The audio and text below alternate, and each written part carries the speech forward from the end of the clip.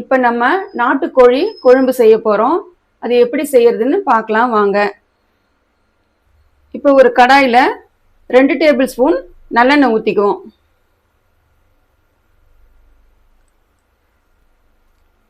இந்த நாட்டுக்கோழி குழம்புக்கு தேவையான மசாலாக்கெல்லாம் வறுத்து எடுத்துக்கலாம்.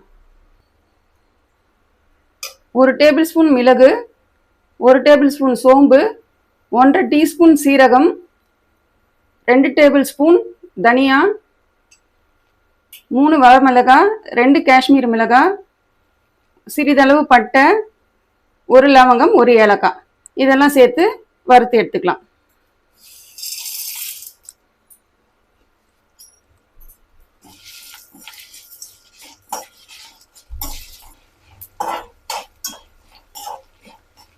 இப்போ இந்த மசாலாலாம் நல்லா வறுபட்ட வாசனை வந்துடுச்சு. இப்போ இது கூட ஒரு 150 கிராம் சின்ன வெங்காயம் இதையும் இதோட சேர்த்துக்கலாம்.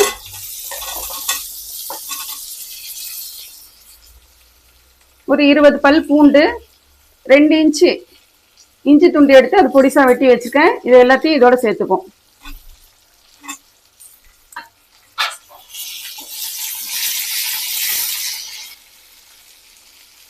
அடுப்பை லோ ஃப்ளேம்ல வச்சு நல்லா வதக்கி எடுத்துக்கோங்க.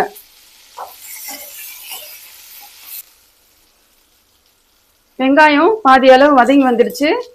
இது கூட சிறிதளவு புதினா, சிறிதளவு கொத்தமல்லி சேர்த்து அரைச்சிடலாம். இப்போ ஒரு குக்கர் வச்சுக்கலாம். ஒரு 50 ml நல்லெண்ணெய் சேர்த்துக்கலாம். இதுல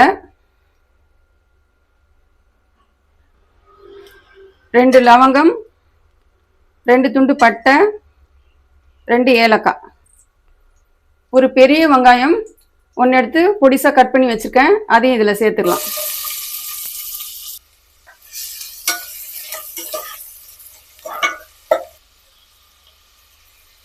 கால் டீஸ்பூன் சோம்பு. வெங்காயம் பாதி வதங்கியதும் 2 மீடியம் சைஸ் தக்காளி எடுத்து சின்னதா பொடிசா வெட்டி வச்சிருக்கேன்.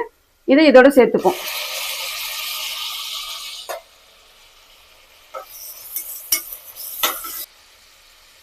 இந்த தக்காளி கூடவே கொஞ்சம் கருவேப்பிலையும் சேர்த்துக்கலாம்.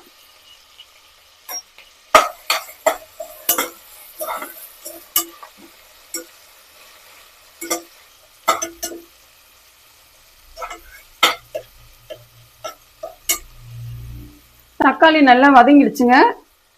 இப்போ 1 கிலோ நாட்டுக்கோழி எடுத்து மஞ்சள் பொடி போட்டு நல்லா கழுவி சுத்தம் பண்ணி வச்சிருக்கேன். இந்த கோழிக்கறியை இதோட சேர்த்துக்கலாம்.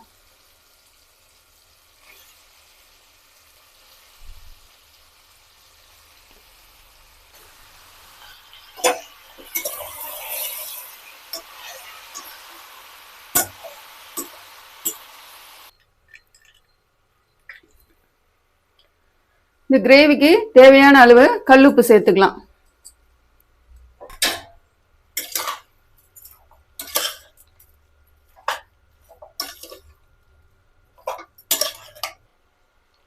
ஒரு 10 நிமிஷம் வரைக்கும் இதை நல்லா வதக்கி எடுத்துக்கலாம்.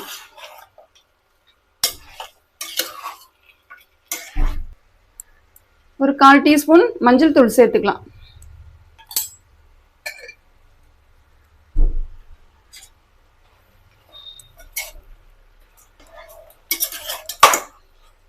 இப்போ 10 நிமிஷம் நல்லா வதக்கிட்டோம்.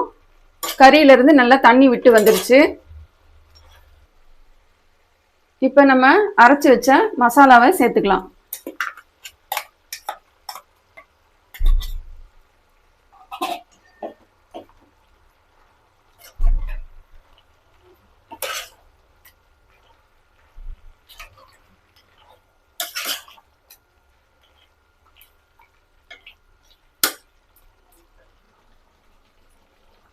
இப்போ இந்த மிக்ஸி அலசி 1 கப் தண்ணி இதோட சேர்த்துக்கிறேன்.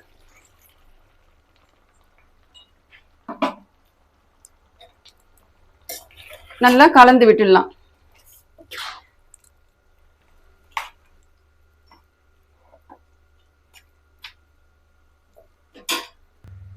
இப்ப குக்கர் மூடி போட்டு மூடிடலாம்.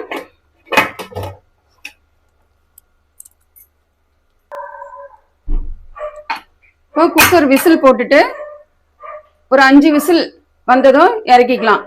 நாட்டுக்கோழி வேகறதுக்கு லேட் ஆகும், அதனால 5 விசில் விடலாம். குக்கர் 5 விசில் வந்துட்டு ஸ்கீம்லாம் போயிடுச்சுங்க. இப்போ ஓப்பன் பண்ணி பார்க்கலாம்.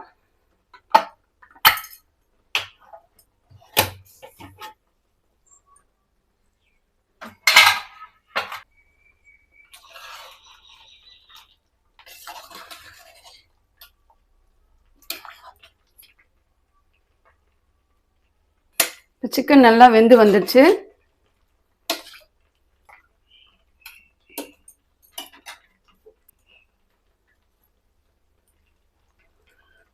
ஒரு 1/4 மூடி தேங்காய் எடுத்து அதை அரைச்சி வச்சிருக்கேன். தேங்காய் பாலை எடுத்திருக்கேன். அந்த பாலை இதில் சேர்த்துக்கலாம்.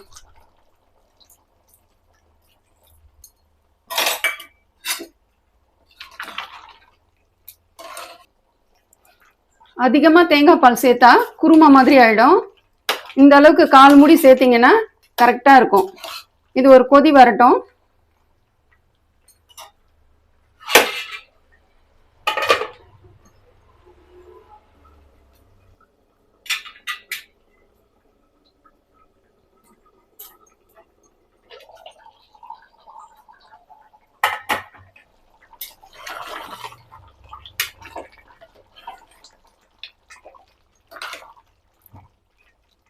இப்போ நல்லா கொதிச்சு வந்துடுச்சு.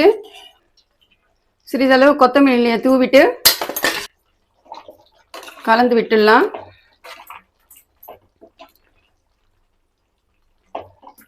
அவ்வளோதாங்க, சுவையான நாட்டுக்கோழி குழம்பு தயாராகிடுச்சு.